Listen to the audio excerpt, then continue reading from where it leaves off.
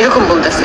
তুই খালি গিয়ে যাবি, এক কাপড় চোপড় যাবি। তারপরে আমি আয়েশের যেহেতু হচ্ছে আমি একা আমার কোনো কাপড় চোপড় নিতে দেবেন না, তো ওই জন্য হচ্ছে আমি আমার কাপড় চোপড় নিয়ে আমি আয়েশের ব্যাগ নিয়েছি, আয়েশের ব্যাগ গুছাবো। বলে যে এগুলো যে নিতেছে এগুলো কার টাকার, এগুলো আমার টাকার, আমি কামাইছি। আয়েশের ব্যাগ, আয়েশের হচ্ছে ফিডার, আয়েশের ফিডার কোনো আয়েশের কোনো ফিডার দিব না, তুই যে কামাই হেপরওয়ালা খাওয়া, কোনো ফিডার দেওয়া যাবে না, আয়েশের কোনো কাপড় চোপড় দিব না, তোর টাকার কামাই তোর টাকার কামাই, এরকম করে বলতেছে।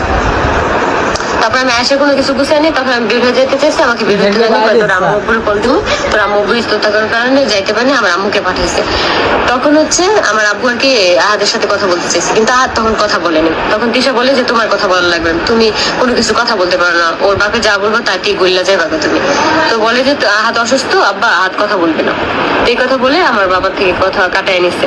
তো তারপর হচ্ছে আমার আম্মু যখন আসে তখন নাটক যে থাকা কি যা করতেছে। তখন আমার আম্মু বলতেছে যে ও আমার বাসায় কয়েকদিন থাইকা আসুক, তুমি ইয়ে করো। ওর বলতেছে যে না, এত কিছু বলার পর যাবি না, তাহলে যাওয়া লাগবে না। আমার আম্মুরে বলতেছে বস্তির একটা মেয়ে আনছিলাম, 3rd ক্লাস একটা মেয়ে আনছিলাম, আপনার মেয়ে আমাদের দুজনের জীবন শেষ করে দিছে।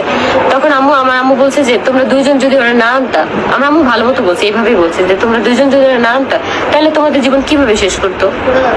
ওটা দাও কেন, তোমারও তো আল্লাহ মেয়ে দিছে, তুমি একদিন বুঝবা। আমার আম্মু অনেক কষ্ট থেকে বলছে, এই কথাটুকু জাস্ট বলছে। তখন তিশা যে মানে অন্য রুমে গিয়ে কি করলো, দরজা লাগাই দিচ্ছে, সে ফাঁসি দিবে, আত্মহত্যা করবে। বোমা